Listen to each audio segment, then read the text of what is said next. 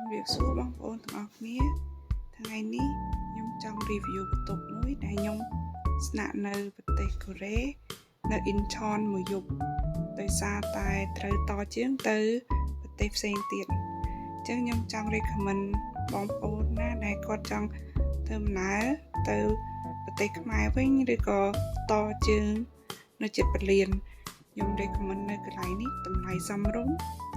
ហើយមានទេសភាពស្អាតបន្ទប់ស្អាតមានអនាម័យហើយជាលក្ខណៈ studio room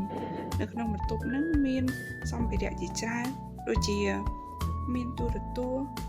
ផ្ទះបាយ microwave ម៉ាស៊ីនបោកខោអាវទូកៅអៅនិងកន្លែងអង្គុយលេងនៅខាងក្រៅដែលមានទេសភាពស្រស់ស្អាតនៅក្រៅបន្ទប់មានទេសភាពស្អាតមានភ្នំខុនដូខ្ពស់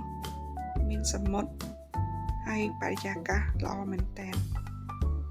ធ្វើឲ្យស្រស់ស្រាយអញ្ចឹងងាយស្រួលបងប្អូនដែលធ្វើដំណើរត្រឡប់ទៅប្រទេសខ្មែរឬក៏កន្លែងផ្សេងទៀត